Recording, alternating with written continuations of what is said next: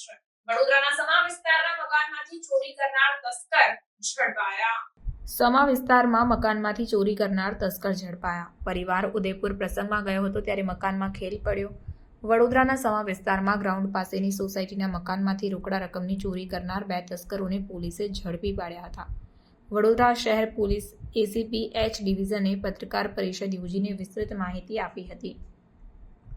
વડોદરા શહેરના સમા વિસ્તારમાં આવેલા અયપ્પા ગ્રાઉન્ડ પાસે સૈનિક સોસાયટીમાં રહેતો પરિવાર ઉદયપુર ખાતે પ્રસંગમાં ગયો હતો। તે દરમિયાન 2 તસ્કરોએ તેમના મકાનને નિશાન બનાવી રોકડા ₹70,000ની ચોરી કરી ફરાર થયા હતા।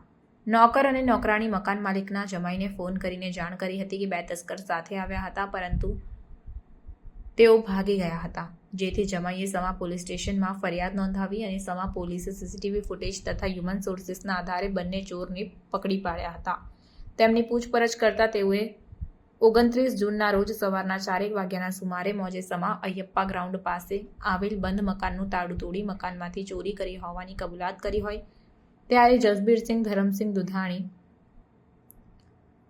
અને ગુરમુખસિંહ નેપાળસિંહ જૂની આ બંને આરોપીઓની ધરપકડ કરીને આગળની કાર્યવાહી હાથ ધરી છે, તેમજ બીજા આરોપીઓને પકડવાના ચક્રો ગતિમાન કરાયા।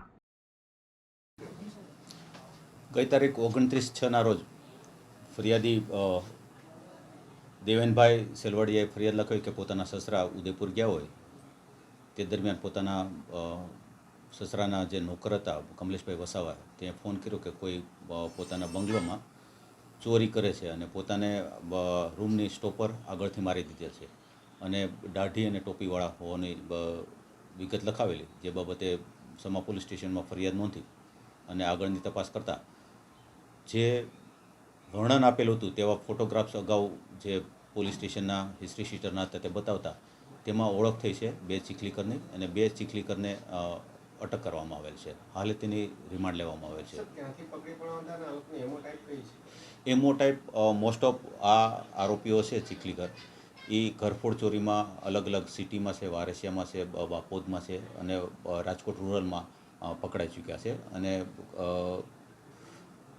જે ખાલી મકાન છે તેમાં દરવાજા તોડી અને લોકર તોડીને ચોરી કરવાની વિગત સામે આવે છે। 70,000 રોકડા લઈ ગયેલાની વિગત ફરિયાદીએ લખાવેલી છે। સાહેબ, આ લોકો પકડાયા કઈ રીતે અને ક્યાંથી પકડાયા મેં? પોલીસે જ્યારે જે નજરે જોનાર સાક્ષી છે તેને આલ્બમ બતાવવામાં આવ્યો ત્યારે તેને ઓળખી ગયેલા અને ત્યારબાદ તેને બાપોદની જે રહેણાંક વિસ્તાર છે ત્યાંથી તેને પોલીસે તાત્કાલિક ઉઠાવી લીધેલા છે। ગેરકાયદેસર રીતે અટકાયત કરી છે, એમને કેવી રીતનું આખું ષડયંત્ર કર્યું? હા, આ લોકોને જ્યારે જે નોકર છે કમલેશભાઈ વસાવા પોતાને અવાજ આવ્યો કે કંઈ તોડફોડ થાય છે એટલે જેવા બહાર નીકળ્યા એટલે એને તરત અંદર જે પોતાની સ્ટોપર હતી જે નોકર રૂમમાં રહેતા હતા ત્યાં સ્ટોપમાં મારી દીધેલી અને તેનો મોબાઈલ લઈ અને એનું સિમ કાર્ડ કાઢી નાખેલું, એટલે કોઈને જાણ ન કરીને તાત્કાલિક પછી આ લોકો નાસી ગયેલા હતા। આ લોકો કુલ કેટલા લોકો હતા? હજુ પકડવાના કેટલા બાકી છે?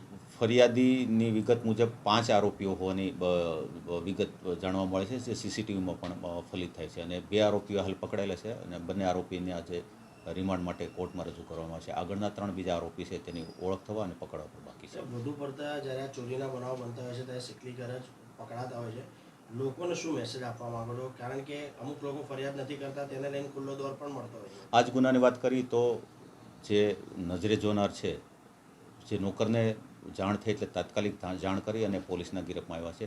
તો આ રીતે ક્યારેય પણ જાય તો આજુબાજુના પડોશના અથવા તો નોકરને આ બાબતથી વાકેફ કરે અને બને ત્યાં સુધી પોતાના જ્યાં સોસાયટી છે ત્યાં સીસીટીવી કેમેરા લગાડે તો પોલીસને તાત્કાલિક આરોપી મળી શકે એવી પૂરી સંભાવના છે। સાહેબ, જે આ લોકોની ગેંગ જ હોય છે, અટકાયત તો કરી છે, કોઈ બીજી ચોરીની કબૂલાત કરી? હાલ ઇન્ટ્રોગેશન આરોપીઓનું શરૂ છે, વિશેષ કાંઈ જાણવા મળશે તો આપ લોકોને જાણ કરવામાં